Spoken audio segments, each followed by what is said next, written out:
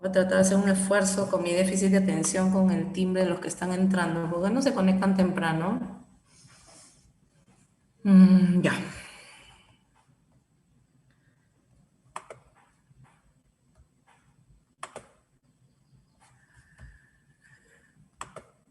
¿Logran ver mi pantalla, chicos? Sí, Sí se ve. doctora. Ya, Sí, doctor, genial. sí sé. Entonces arranquemos, ¿ya? Buenos días con todos. Soy la doctora Jimena de Noriega, ya médico geriatra. Actualmente me encuentro trabajando en el Hospital Naval. El día de hoy nos hemos reunido para tratar el tema de la persona mayor con enfermedad cardiovascular, ¿ya? Definitivamente, si ustedes se ponen a pensar en el título, va a haber mayor enfermedad cardiovascular en los pacientes adultos mayores, ¿no? Entonces es un tema súper importante porque es de gran impacto tanto en cuanto a mortalidad y también calidad de vida, ¿ya? Entonces, en las clases previas deben haber visto ya...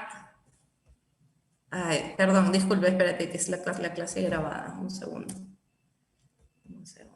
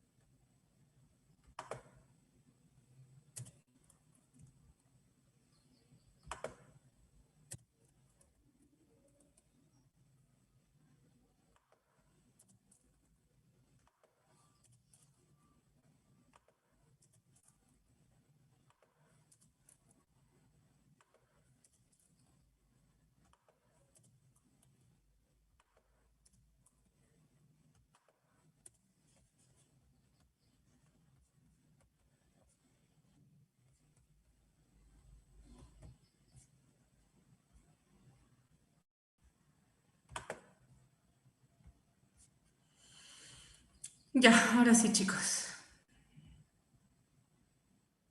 Ah, ya. Ya está la grabación. Gracias. Gracias, José Antonio. Ya se va a comenzar a grabar. Ahora sí. Ya, chicos, arranquemos. Entonces, estábamos hablando de que lo que vamos a tocar hoy es la enfermedad cardiovascular, ¿ya? Y que definitivamente tiene una mayor prevalencia eh, a nivel de adultos mayores.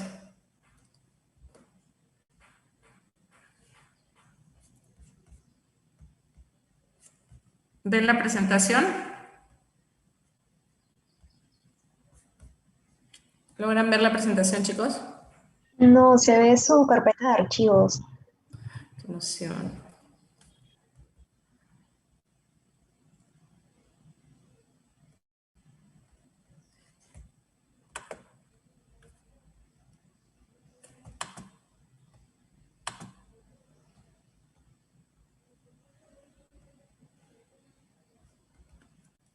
¿Ahora sí?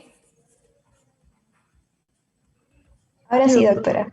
Sí, Ya, doctor. ok, gracias. Entonces, en las clases anteriores ya han visto, ¿no? El tema de la transición demográfica, cada vez hay más viejos, ¿no? Cada vez vivimos más.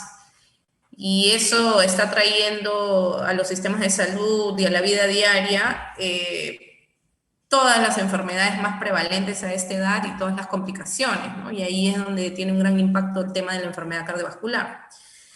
Lo interesante es de que hay diferentes o bastantes diferencias en cuanto a tratar un paciente con enfermedad cardiovascular joven y uno adulto mayor con ciertas características que ya ustedes están aprendiendo a detectar a través de las prácticas, ¿no? Por ejemplo, un adulto mayor frágil o comórbido o con polifarmacia que va a tener otras implicancias, ¿no? Y es por eso que podríamos diferenciar un poco la geriatría de la medicina interna en realidad, porque el manejo es totalmente distinto, ¿no? Ya sabemos que a mayor edad va a haber mayor prevalencia de la enfermedad cardiovascular y también mayor riesgo de resultados cardiovasculares adversos, ¿no? Como infartos cerebrales, infartos cardíacos. En general tan importante ese tema porque de las enfermedades cardiovasculares, la cardiopatía isquémica es la principal como causa de muerte cardiovascular en el mundo y su prevalencia es altísima en esta población. Entonces, recordando un poquito de fisiología, ¿ya? Acerca de fisiología del envejecimiento, si mal no recuerdan, ¿qué es lo que va a ocurrir a grandes rasgos, ¿no? He hecho un super hiper resumen, porque si no podríamos hablar horas aquí de los cambios del envejecimiento a nivel cardiovascular, pero básicamente van a haber cambios, por ejemplo, a nivel de lo que es la compliance arterial. Si recuerdan, la compliance es la elasticidad que puedan tener los vasos, ¿no? O pueda tener un órgano. En este caso estamos hablando de los vasos arteriales, ¿no?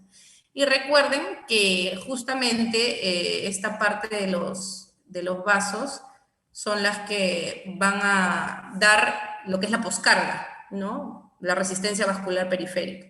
Y esto ocurre por algunos cambios a nivel del endotelio y de la arquitectura, como aumento de las fibras de colágeno, se cambia por un colágeno más grueso, más engrosado, que es más difícil de estirar, vamos a llamarlo así, ¿no? Y van a haber alteraciones en la unión de este colágeno al endotelio. El óxido nítrico, que si bien recuerdan es una sustancia que ayuda a vasodilatar, va a estar alterada su síntesis y su funcionamiento, ¿ya? Y todo esto va a provocar una disfunción endotelial. Recuerden que el endotelio, que es la capa que recubre todos los vasos sanguíneos, funciona casi como un órgano, ¿no? Y tiene muchísimas funciones y si no está el endotelio intacto, va a generar varios tipos de alteraciones y enfermedades, ¿no? Vamos a tener, conforme todos estos cambios, en donde vamos a ir hacia una hipertrofia ventricular, sobre todo de tipo izquierda, vamos a tender hacia una hipertensión arterial sistólica, ¿ya? Que es más riesgosa que la diastólica porque es asociada a mayor muerte cardiovascular, ¿ya? El aumento de la poscarga que decíamos por la disminución de compliance de los vasos, ¿no? Y también vamos a tener ciertas alteraciones por todo esto que estamos mencionando en lo que es la perfusión coronaria. Definitivamente un miocardio o las coronarias de un miocardio de 95 años no van a perfundir tan efectivamente como un miocardio de 50 años, ¿no? y obviamente con los riesgos a lo que eso conlleva, ¿no? Va a haber una disminución de los miocitos ventriculares y van a ir siendo reemplazados por fibroblastos, ¿no? Y lo que les mencionaba de la tendencia a una hipertrofia ventricular izquierda, ¿no? Y todo esto, si bien recuerdan, se llama la remodelación ventricular. El envejecimiento va a llevar a esa remodelación ventricular, en mayor o menor medida. ¿Qué pacientes tendrían mucho mayor remodelación ventricular cuando envejecen? ¿Pacientes con qué tipo de enfermedad? ¿Se les ocurre? Insuficiencia cardíaca. Antes de eso, ¿no? Precisamente los pacientes con insuficiencia cardíaca son los que tienen este remodelado, ¿no? ¿Cuál es la principal causa de la insuficiencia cardíaca? Que ahora la vamos a ver también. Hipertensión arterial. Exacto, chicos, ¿no? La hipertensión arterial, ¿no? Entonces, los pacientes con hipertensión arterial, dislipidemia, obesidad y otros factores de riesgo cardiovascular van a tener mucho mayor remodelación ventricular y mucha mayor tendencia a la hipertensión arterial y riesgo de ICC, ¿no? El envejecimiento se asocia a una disfunción diastólica tipo 1, que va a ser una disfunción en lo que es el estado de relajación del miocardio, ¿ya? O sea, esto lo van a ver en muchos informes, por ejemplo, de ecocardiograma, ¿no? Y es parte del envejecimiento normal, no es una enfermedad. Pero sí es una disfunción, ¿ya? Vamos a tener en muchas veces lo que es la esclerosis de la válvula aórtica, que en realidad no necesariamente va a conllevar a alguna alteración funcional, ¿ya? Una menor reserva cardíaca. Los pacientes toleran mucho menos el ejercicio por todos estos cambios, lo cual no quiere decir que no deban hacer ejercicio, sino que hay que adecuar el ejercicio. Y obviamente también no solo los miocitos se van a alterar a nivel cardíaco, sino también el sistema eléctrico, ¿no? Recordemos todo el sistema eléctrico, desde los nodos hasta las de His, ¿no? Va a haber una fibrosis también de ese sistema eléctrico y su funcionamiento va a ser mucho más lento y más alterado, es por eso también mayor riesgo de arritmias cardíacas. ¿Ya? Hay algunos cambios a nivel de otros órganos que también van a involucrar el sistema cardiovascular, como por ejemplo a nivel renal. A nivel renal hay un aumento de la reabsorción de sodio y eso también da una tendencia hacia la hipertensión arterial, ¿no? En cuanto, por ejemplo, al sistema autónomo, los mecanismos y esto lo hemos visto en muchos de los casos clínicos que hemos discutido en las prácticas, ¿no? El tema de la famosa hipotensión ortostática, ¿no? ¿Por qué? Porque los mecanismos compensatorios, los receptores barométricos están mucho más lentos y alterados, ¿no? Entonces hay una mayor fluctuación de la presión arterial a los cambios posturales, que en el joven no se da, porque los mecanismos compensatorios están intactos, ¿no? Son como reflejos, vamos a llamarlo. En el adulto mayor están mucho más lentos o alterados o abolidos, ¿no? Y esto se va a ver más marcado con la toma de algunos fármacos, como hemos visto claramente en los casos clínicos, ¿ya?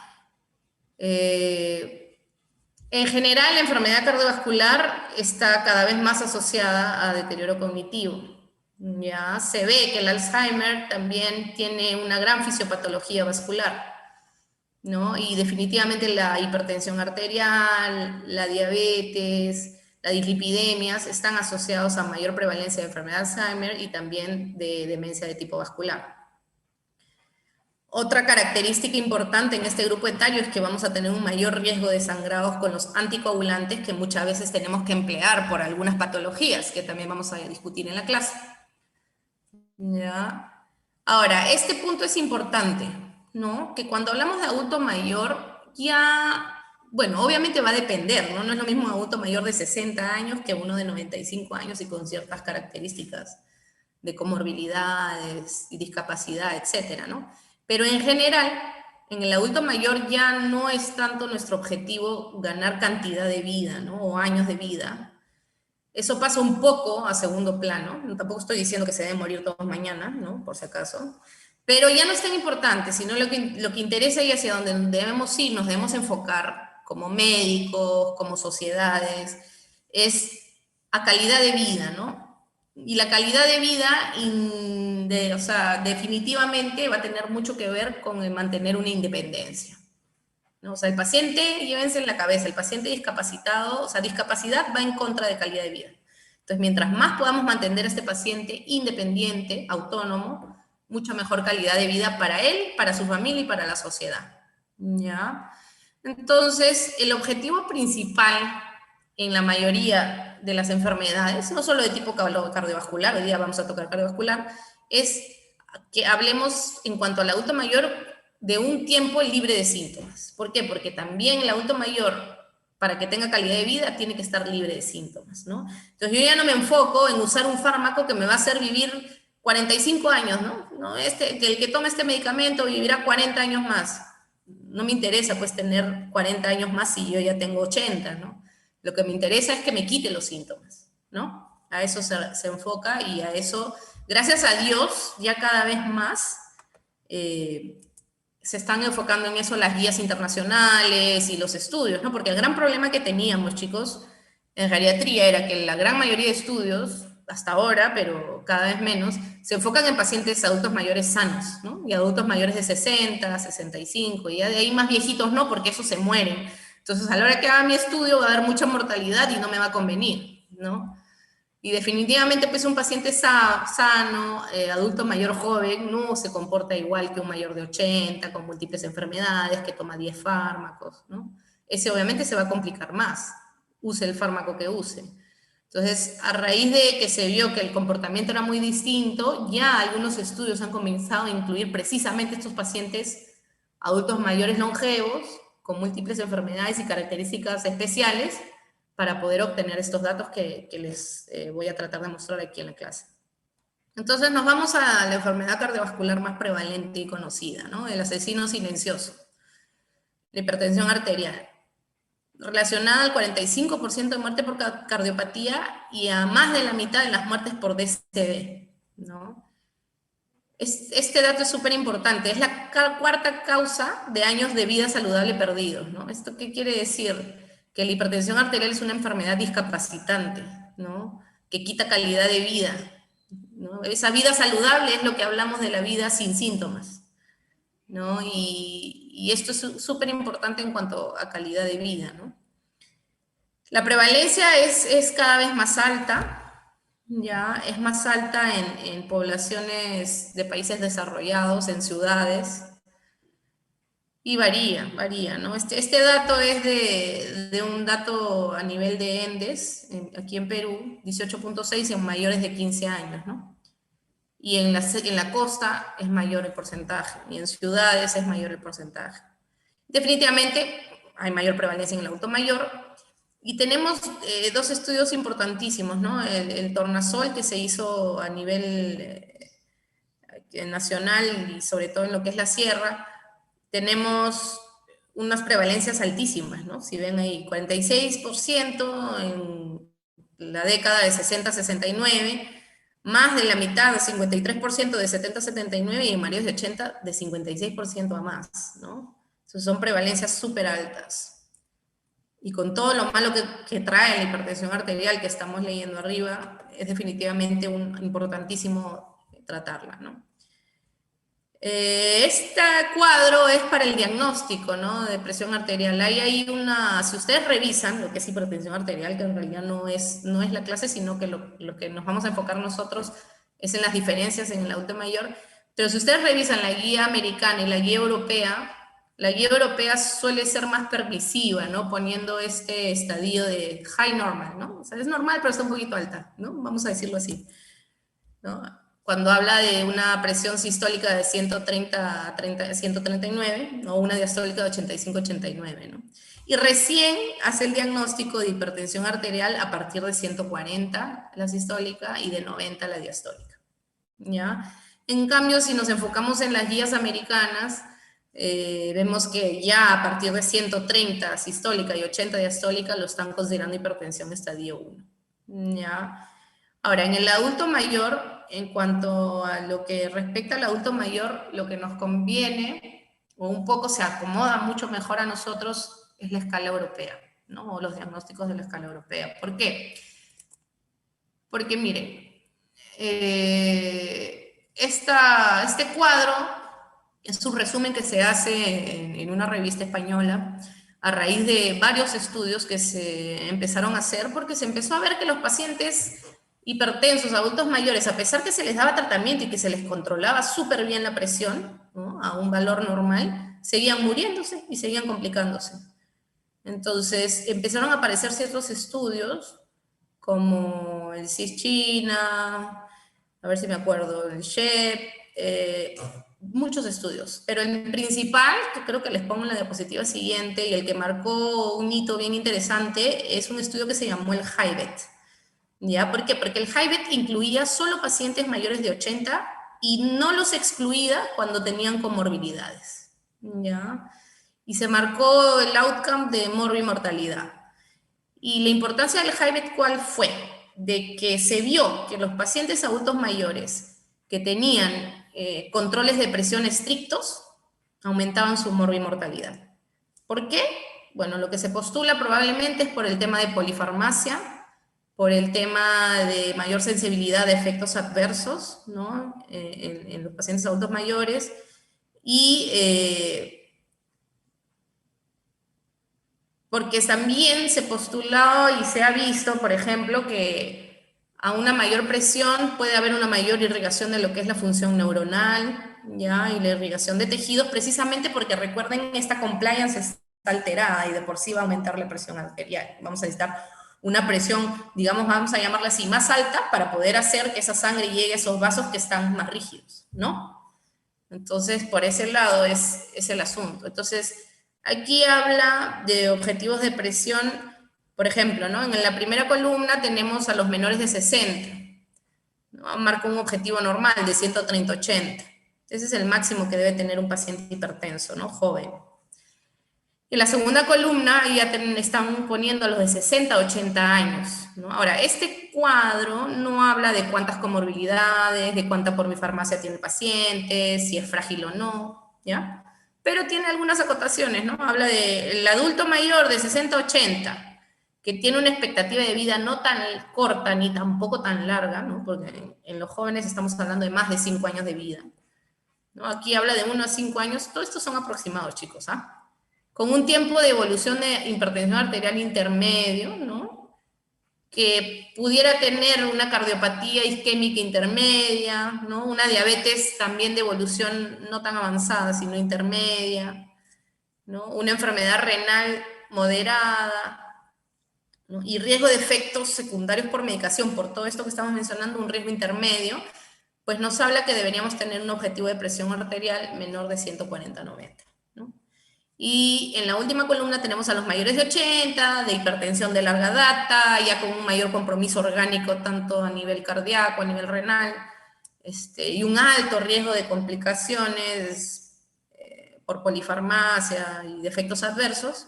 Nos habla de una presión, de un objetivo de presión menor a 150/90, ¿no? O sea, ahí sería hasta 149/89 el valor normal objetivo, ¿no?, el máximo, vamos a llamarle así.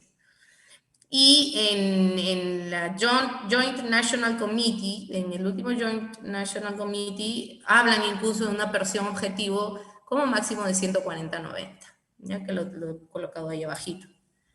¿Ya? Y aquí les menciono el estudio que les contaba, ¿no? Y en el HIVET se concluyó que presiones de hasta 150/80 son seguras para un adulto mayor de 80 años. Ahí hay un error, no es milímetros de mercurio, sino 80 años, ¿ya? Entonces, ¿qué es lo real?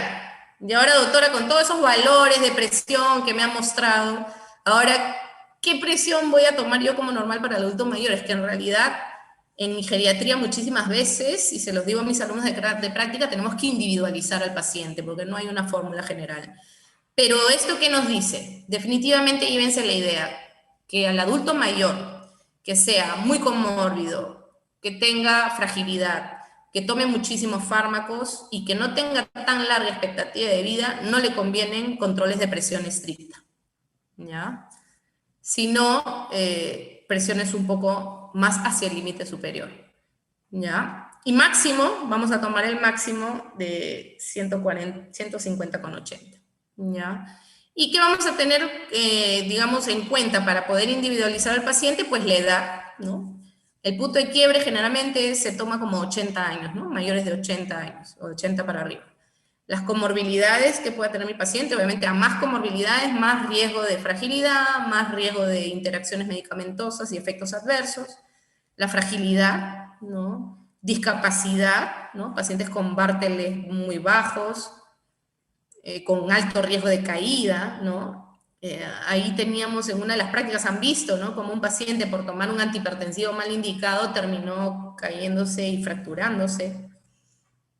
Entonces, es por eso que se ve que estos controles de presión muy intensos, intensivos en estos pacientes no van bien. Y bueno, la expectativa de vida que pueda tener este paciente.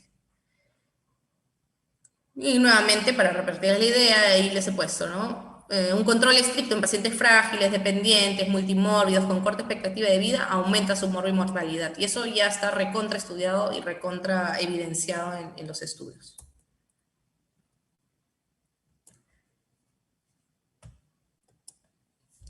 Y bueno, yendo ya un poco a lo que es el tratamiento suele ser muy similar a lo que ya conocemos, ¿no? El tema de las medidas higiénico-dietéticas súper importantes en geriatría, porque estas son las que no nos traen ningún tipo de efecto adverso, ¿ya? Y tienen que recordar, ustedes recuerdan, a mis alumnos de práctica yo lo he conversado con ellos, pero ¿ustedes creen que quién hace más caso a estas medidas no farmacológicas? ¿Los pacientes jóvenes o los pacientes viejos? El tema de la dieta, el ejercicio, ¿quién hace más caso? ¿Los jóvenes o los viejos? Los jóvenes. Los jóvenes. Los adultos Jóvenes. O sea que si yo les digo a ustedes Los coman viejos. bien, ustedes me van a hacer más caso. En realidad, chicos, por evidencia se sabe que quien hace más caso a las medidas higiénico-dietéticas son los adultos mayores.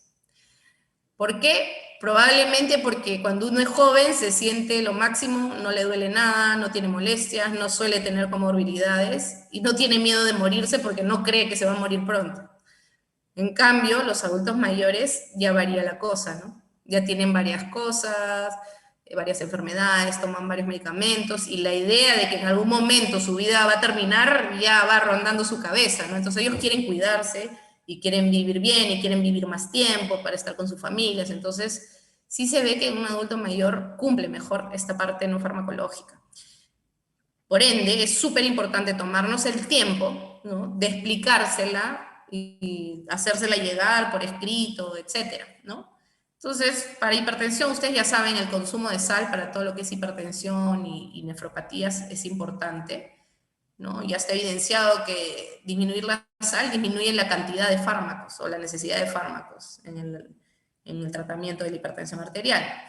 Cuanto a lo que es alimentación, definitivamente pues una dieta baja en carbohidratos, ¿no?, rica en proteínas y en verduras, frutas. Y sí hay evidencia con estas dietas, la dieta DASH y la dieta mediterránea, ¿no?, como protección cardiovascular, y ayuda también a controlar sobrepeso, etc. Solo con alimentación podemos bajar hasta 10 milímetros de mercurio, ¿ya? Bajar de peso, ojo, ahí les pongo, ¿no?, cuidado con los frágiles. La fragilidad está muy asociada, cuando hablamos de fragilidad física, a lo que es baja de peso, ¿no? Entonces por eso le pongo cuidado, porque si tenemos un paciente adelgazado, si le hacemos una dieta muy estricta y le hacemos bajar de peso, podemos empeorar su fragilidad, ¿ya? Pero en los pacientes con sobrepeso que se asocian más a enfermedad cardiovascular, definitivamente la baja de peso va a ayudar muchísimo, ¿no? Por cada 10 kilos de peso se aumentan 3 milímetros de mercurio la presión arterial sistémica, ¿no? Otra parte importante y muchas veces la más difícil de controlar es el estrés psicosocial. Esa es la explicación de por qué en las ciudades hay mucho más prevalencia de presión arterial o peor control, ¿no? La ansiedad, la depresión también pueden empeorar los valores de presión arterial. Disminuir el consumo de alcohol, tabaco, también, ¿ya? En cuanto allá al tratamiento farmacológico, lo que se aconseja, por ahí en esta bibliografía hablan de mitad de la dosis habitual, ¿no? Sí, va a depender del paciente, ¿no?, y del nivel de presión arterial que tenga, ¿no? Si es un paciente que veo frágil, adelgazado, mayor de 80, definitivamente comienzo a dosis pequeñas, ¿no?, y mitad de dosis habitual. Si es un paciente robusto, joven, con buen peso, con presiones arteriales altas, podría iniciar, siempre es individualizar, ¿no?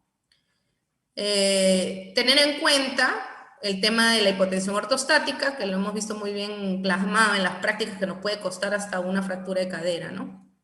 Entonces, en todo caso, conversar con la familia, ¿no? De un control estricto, de echar un ojo extra estos días que se va a iniciar el fármaco antihipertensivo, ¿no? En cuanto a algún tipo de mareo o bajada de presión. Y bueno, no existen fármacos ideales ni fórmula ideal en el tratamiento de la presión arterial en el adulto mayor, pero todas las guías se enfocan a estos 3 fármacos como de primera línea, ¿ya? Las tiazidas, la más conocida, hidroclorotiazida, los IECA o ARA2, ¿ya? Ambos son medicamentos muy bien tolerados, con muy pocos efectos adversos. Lo único, los IECA pueden causar este problema de la tos seca, dan una tos seca algunas veces y es recontra fastidioso, o sea, es causa de suspender el fármaco.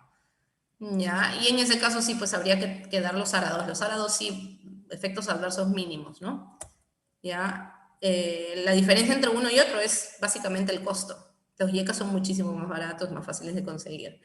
Y tenemos los bloqueadores de canales de calcio hidropiridínicos, que ahí el más conocido es amlodipino o nifedipino. ¿Ya? Generalmente comenzamos con amlodipino, el nifedipino suele tener una mucho mayor potencia. Se usa más en hipertensiones refractarias o hipertensiones asociadas a insuficiencia renal. ¿Ya? Y aquí tenemos las distintas clases de fármacos antihipertensivos, ¿no? Otros, además de esos 3 que hemos visto que son de primera línea en el adulto mayor, eso sí es importante que sepan, chicos. Y además, pues también tenemos los beta bloqueadores, ¿no? Alfa bloqueadores que en realidad no se usan casi directamente como antihipertensivos, sino se usan más para HBP, hiperplasia benigna de próstata, pero también tienen tendencia a bajar la presión, ojo con eso. Muchas veces hay que reducir, ¿no? Si le diagnostico hiperplasia benigna de próstata al paciente y le inicio tamsulosina, a veces comienzo a ver que la presión disminuye por debajo del normal, ¿no? Entonces tengo que reducir el antihipertensivo, o de repente incluso hasta suspender. ¿Ya? Y bueno, y los ARA2. Y ahí tienen pues las posibles indicaciones o en qué paciente van mejor este tipo de fármacos, ¿no? Los diuréticos, obviamente pacientes con insuficiencia cardíaca, ¿no? Son de primera línea en adulto mayor. También se pueden usar en pacientes con diabetes. Los beta bloqueadores los usamos más en pacientes asociados a ICC, a taquiarritmias, pacientes con fibrilación auricular, ¿no? Se pueden usar también durante el embarazo. Y las contraindicaciones tienen al costado. Las contraindicaciones están en relación a los efectos adversos, ¿no? Los tiacídicos o los diuréticos, por ejemplo, aumentan el ácido úrico, entonces estaría contraindicado en pacientes con gota. También alteran el perfil lipídico, entonces en ellos hay que tener cuidado, o un control más estricto al respecto, ¿no? De lípidos, o escoger otro fármaco. ¿Ya? También pueden causar disfunción eréctil, por eso ven ahí que posible contraindicación podría ser varones sexualmente activos, ¿no?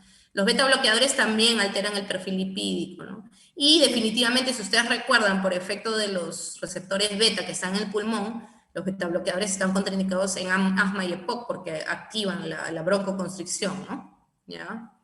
O en bloqueos auriculares severos por el tema de que son cronotropos negativos, o sea, disminuyen la frecuencia cardíaca, por eso se usan en arritmias, ¿no? Los IECAS, bueno, no se usan en embarazadas, y los IECAS y ARA2, básicamente hay que tener cuidado en problemas de función renal. Están contraindicados a partir de 30 de depuración renal o menos, ¿sí? Los antagonistas del calcio, cuando hay unos que ayudan a controlar el ritmo, esos son los dihidropiridínicos, si no me equivoco, ¿no? Que son el verapamil o el tiazem, hay que tener cuidado cuando hay bloqueos porque disminuyen más la frecuencia cardíaca, ¿no? Y van muy bien en pacientes con nefropatía diabética, en adultos mayores también de elección, como lo vimos en la diapositiva anterior, ¿ya? Y eso más o menos es el perfil de la mayoría de fármacos antihipertensivos. Pasamos entonces a la insuficiencia cardíaca congestiva. Obviamente en el adulto mayor hay una mayor prevalencia porque también hay mayor prevalencia de hipertensión arterial, que es la principal causa, como estábamos conversando hace un rato, ¿no? 8.4% en mayores de 75 años, dice esta bibliografía, y a mayor edad va en aumento, ¿no? Habla de un 38% más riesgo de padecerla a partir de los 90 años. O sea, básicamente, por esos cambios que vimos al inicio, fisiológicos del sistema cardiovascular, hay una cierta tendencia a la insuficiencia cardíaca hacia el final de la vida, ¿no? En los pacientes mayores de 90 años, podríamos intuir que si ese paciente, si bien es cierto, no tiene una insuficiencia cardíaca sintomática, podría ser, vamos a llamarle así, una insuficiencia cardíaca latente, ¿no? ¿Por qué? Por todos estos cambios, la disfunción diastólica, la disminución de compliance de los vasos, si fue hipertensa, peor aún. ¿Con qué sentido? Con el sentido que yo sé que esa paciente de 90 años, que probablemente si yo la pongo en un estrés, llámese infección o algo, pudiera producir una insuficiencia cardíaca, yo tengo que tener en cuenta que ese corazón, por ejemplo, no lo puedo hidratar de manera profusa, como si fuera un corazón joven, ¿no? Entonces esa idea tenemos que llevarnos, que pudiera ser, y hay una muy alta prevalencia en pacientes de edad más avanzada, ¿no? Y obviamente está asociado a todo lo que hemos conversado, ¿no? El envejecimiento, el estrés oxidativo, el tema de la oxidación mitocondrial, el acortamiento de telómeros, la disminución de stem cells y todo eso, ¿no? Y ahora está en boga también estos estudios que hablan de la disbiosis intestinal o el microbioma oral, ¿no? Que están viendo que cuando hay alteración de estos gérmenes se asocian a ciertas enfermedades, ¿no? Y se ha visto en caso de insuficiencia cardíaca también, ¿no? Y bueno, un poco para verlo a través de un dibujo, hablamos de la remodelación cardiovascular, ¿no? Lo que decíamos al inicio, los cambios fisiológicos, ¿no?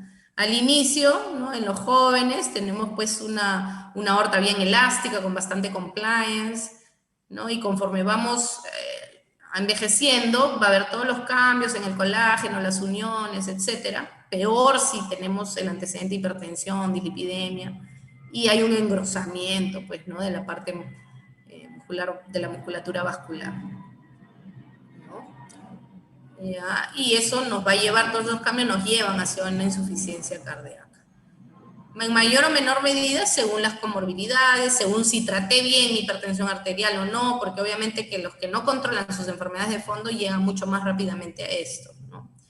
Y se habla de un outcome o un resultado más beneficioso para las mujeres que para los varones. Los varones siempre suelen tener mayor riesgo cardiovascular, ¿no? Y peor pronóstico cardiovascular. Y todo eso lleva a una tendencia hacia la hipertrofia, ventricular izquierda sobre todo, fibrosis. Y ahora hay algunos estudios, ¿ya? En donde se está viendo, en estudios post-mortem de autopsias, amiloidosis, ¿ya? Que normalmente solemos nosotros pensarlo como una enfermedad rara, ¿no? De pocos pacientes. Se está viendo que hay una mucho mayor prevalencia de la que nosotros creyéramos, ¿no? Y está involucrado también en la insuficiencia cardíaca en los adultos mayores. Entonces, los factores de riesgo que estamos conversando, a la cabeza, hipertensión arterial, también los pacientes con cardiopatía isquémica, es decir, aquellos que tienen el antecedente de infartos cardíacos, ya sean revascularizados o no, la obesidad, el sedentarismo, una mala dieta, alcohol, tabaco, ¿no? Y en general todos los factores de riesgo cardiovascular, también hiperhomocisteinemia, etcétera. Y comorbilidades asociadas tenemos, por ejemplo, la fibrilación auricular, la anemia, la enfermedad renal crónica, diabetes, depresión, trastornos del sueño, problemas pulmonares. ¿A qué se refiere con enfermedades asociadas? ¿Cómo creen ustedes que estas enfermedades se asocian a la insuficiencia cardíaca? ¿A alguien se le ocurre? Por ejemplo, una fibrilación o una anemia. Incluso una anemia puede generar insuficiencia cardíaca e incluso infarto agudo de miocardio en pacientes que ni siquiera tienen una coronaria tapada. ¿Ya?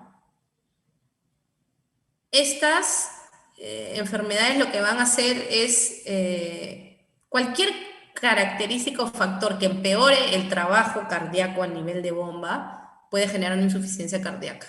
¿Ya? Por ejemplo, la anemia. Si yo tengo una anemia de 7, ¿no? Gramos de hemoglobina. Y yo quiero irrigar bien mis tejidos. ¿Ustedes creen que con hemoglobina de 7, con mis arterias que están todas con poca compliance, con arteriosclerosis, porque he tenido dislipidemia y tengo enfermedad arterial periférica, ¿va a llegar bien esa sangre a los tejidos con una hemoglobina de 7? ¿Me pueden responder, no? Si quieren. No, doctora. No, El pues no, corazón no, tendría o que sea, trabajar mucho más. claro. Entonces, probablemente, ¿qué generará esto? Una taquicardia inicial, ¿no? Porque es como que hay tan poca hemoglobina que quiero mandar más, ¿no? Y hace un sobreesfuerzo del corazón y se genera la insuficiencia cardíaca, ¿no? Y solo con tener anemia, sin que en sí haya mucha alteración a nivel de remodelación, y etcétera. Lo mismo ocurre con la fibrilación auricular, la fibrilación auricular son contracciones inefectivas de la aurícula, que no todas pasan hacia el ventrículo, genera un trabajo desordenado del corazón, y cuando se descompensa y se dispara la fibrilación, pues también va a generar una insuficiencia cardíaca, ¿no? La diabetes tiene muchas formas de generar a través de remodelación vascular, asociación a enfermedad coronaria, etcétera, ¿no? La depresión, los trastornos del sueño generan a veces mayores necesidades oxigenatorias, de inflamación crónica a nivel endotelial, ¿no? Y los problemas pulmonares, hay problemas pulmonares, recuerden, cuando son severos o de moderados a severos, causan hipertensión pulmonar retrógrada, y por presión retrógrada pueden causar insuficiencia cardíaca derecha, ¿no? Y si es algo severo, ya incluso congestiva, ¿no? Entonces esas más o menos son la fisiopatología. En cuanto al tratamiento, ya, generalmente suele ser según la clasificación funcional, que es si el paciente en qué momento empieza a hacer síntomas, ¿no? Sin síntomas es clase 1 y síntomas al reposo clase 4, ¿no? Que es la más severa. Pero básicamente el tratamiento en el adulto mayor es igual que en el adulto joven, ¿no? Con diuréticos, con YECA-WARA2 para prevenir o mejorar el remodelado, ¿no? Para prevenir mayor remodelado ventricular.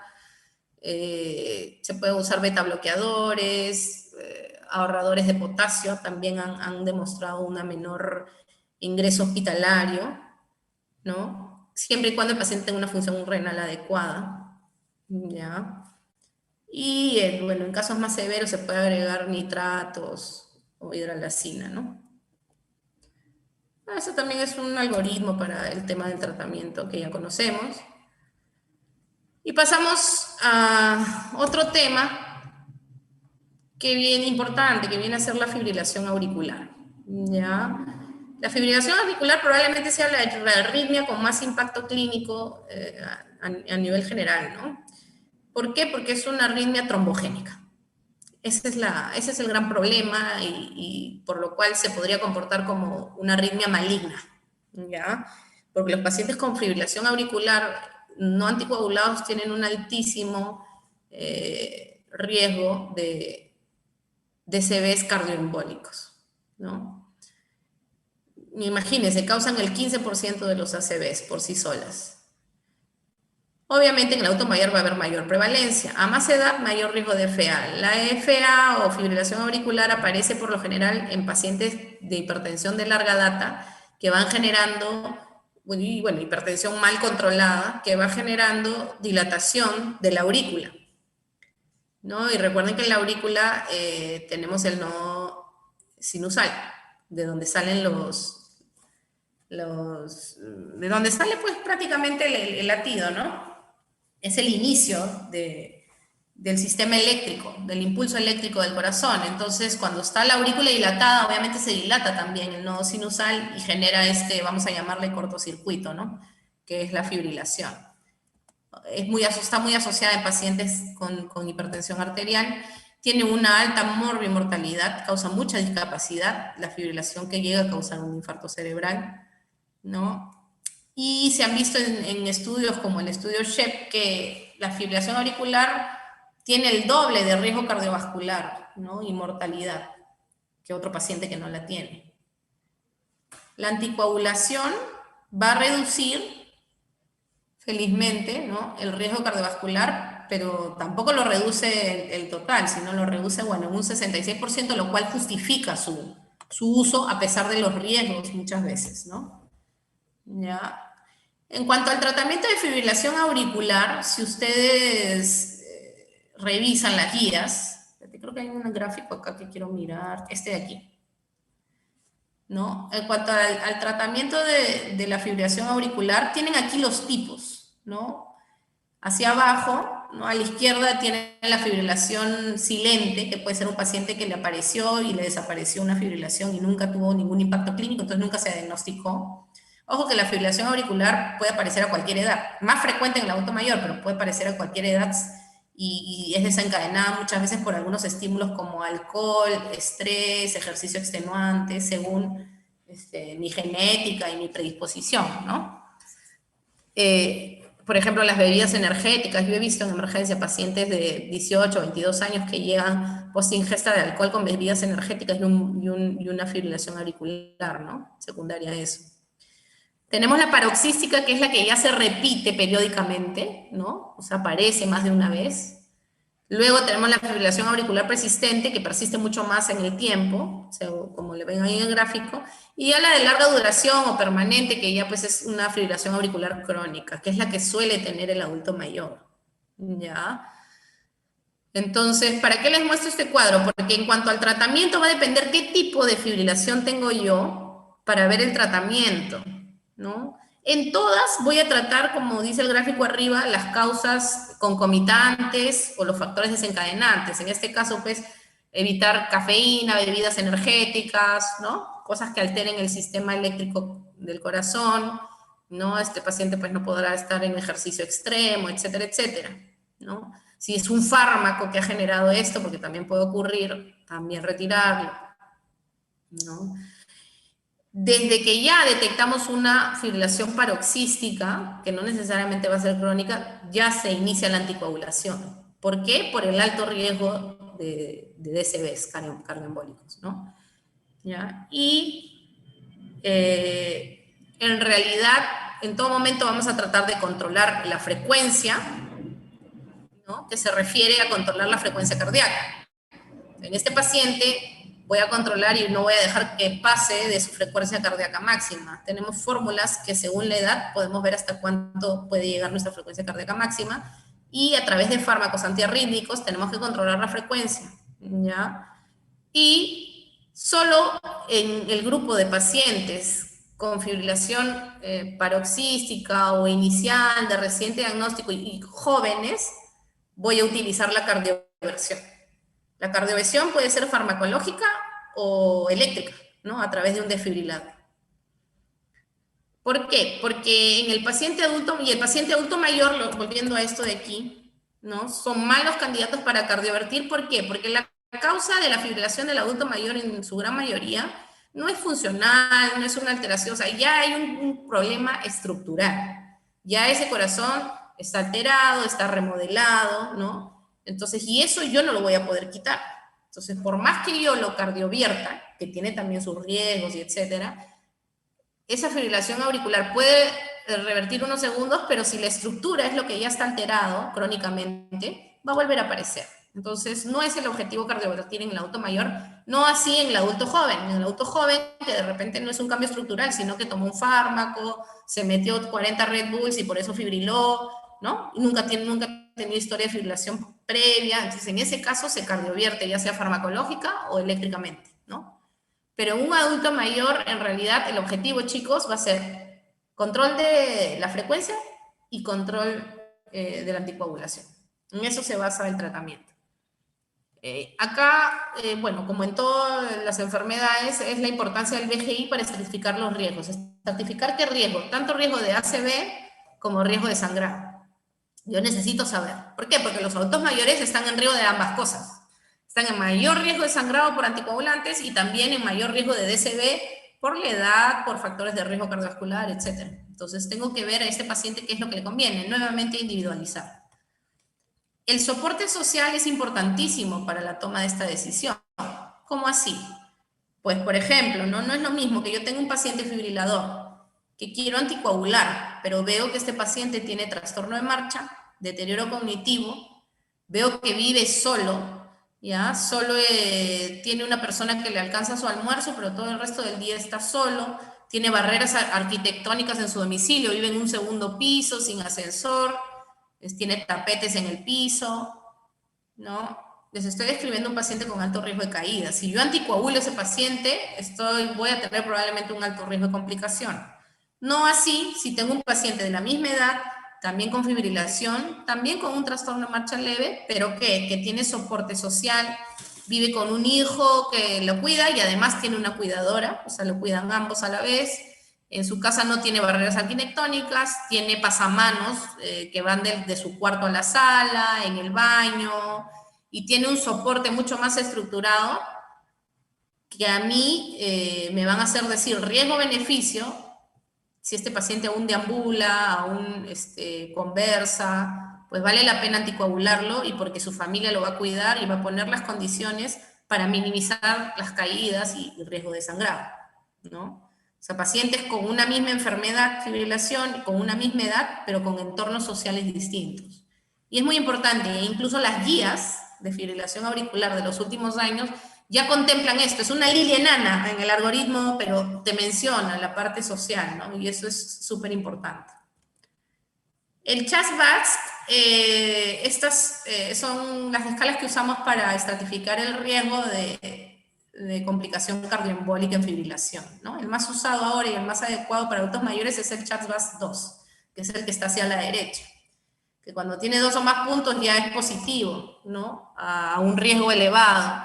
Y en realidad todos los mayores de 75 años ya están cumpliendo con el criterio. Entonces, la gran mayoría de pacientes adultos mayores van a dar positivos, ¿no? Pero así es, ¿no? Porque el riesgo es bastante elevado. Si son menores de 65 a 74 es solo un punto, pero si mayores de 75 ya son 2 puntos de frente, ¿no?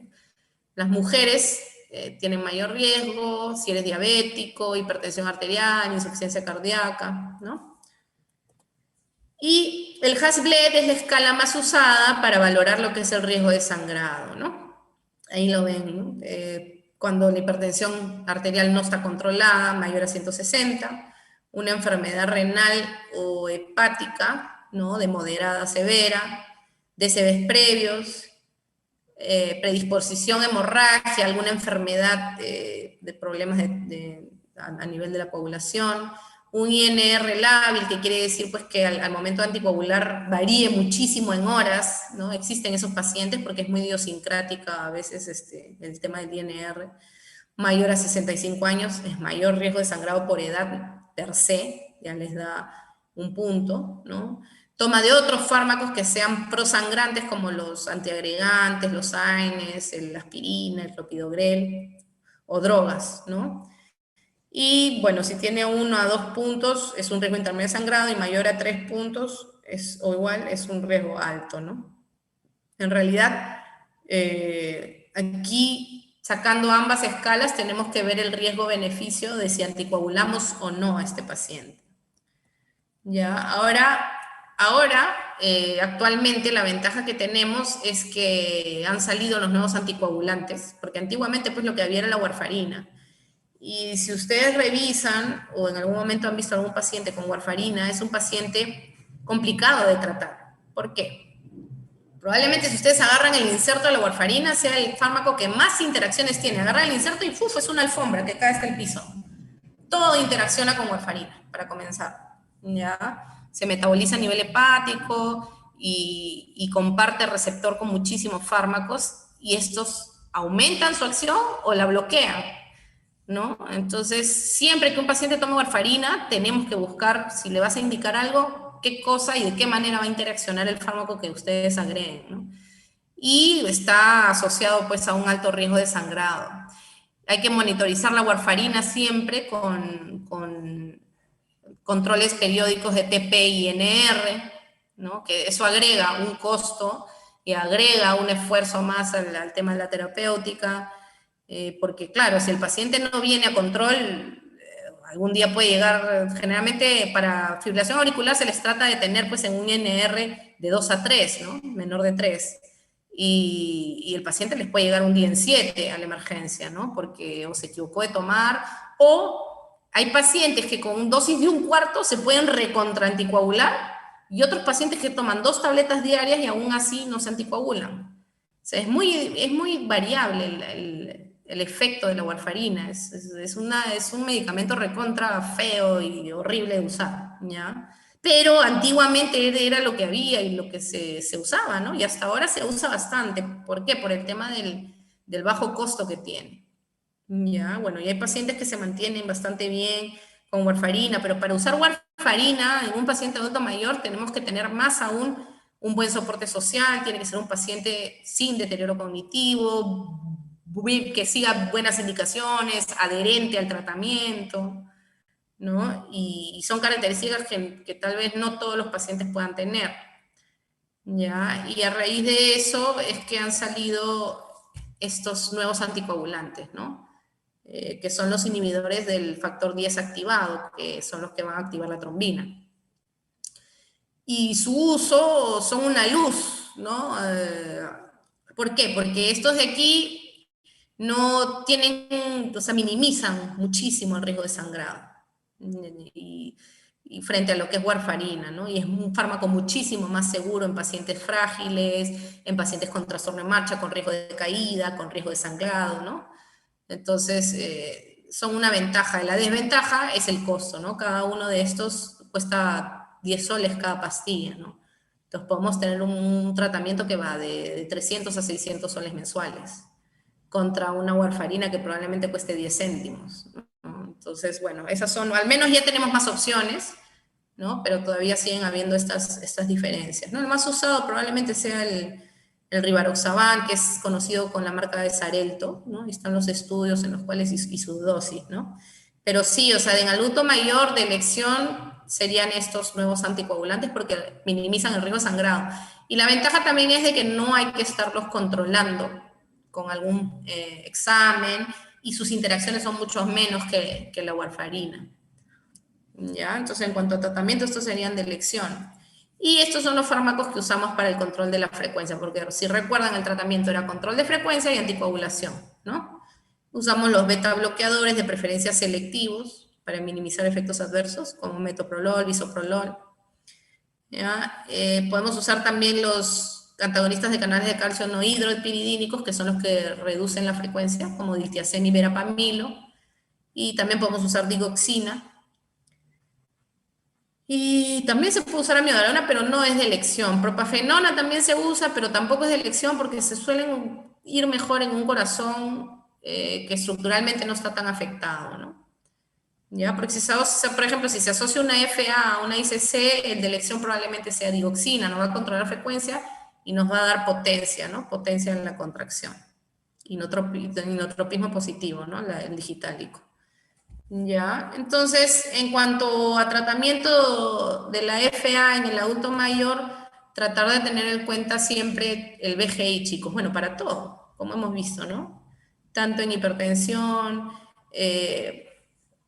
por el tema de que estamos viendo que un control muy estricto aumenta efectos adversos, sobre todo en el paciente frágil, con muchas comorbilidades, con muchos fármacos, ¿no? Y para la anticoagulación igual. Y no quiere decir que, no, es adulto mayor, entonces no lo anticoagulo, ni hablar, porque el riesgo de cardioembólico de la fibrilación auricular es tan alto que no, que vale la pena correr el riesgo. ¿Sobre todo en quiénes? Sobre todo pues en pacientes que todavía conversan, se comunican, caminan, ¿no? Y que tienen una vida funcionalmente aceptable.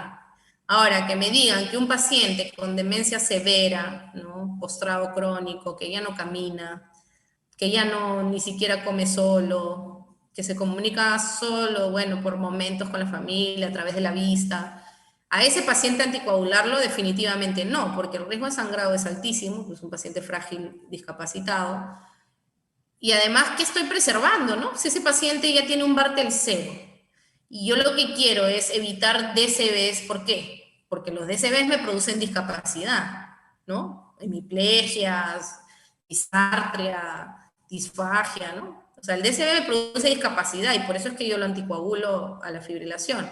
Pero si este paciente ya tiene un Bartel 0, ¿qué cosa estoy preservando? ¿Qué función preservo? O sea, si ese paciente probablemente le da un DCB, no lo voy a notar, no va a ver porque el paciente es ya discapacitado y dependiente, ¿no? Entonces, en ese paciente ya no iríamos para anticoagulación, ¿no? ¿Alguna pregunta, chicos? Creo que esa es la última diapositiva. ¿Alguna pregunta, duda?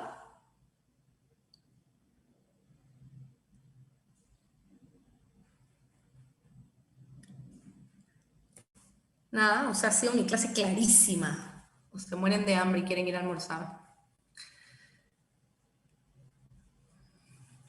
Sí, ha estado todo claro, doctora. Gracias. Ya, chicos. Bueno, entonces ahí tienen la clase y cualquier pregunta por ahí estoy, ahí está mi mail. ¿Ya? Entonces, gracias por su atención. Ya nos estamos encontrando. Muchas gracias, Gracias, doctora. doctora. Gracias, doctora, nos vemos. Chao, chao.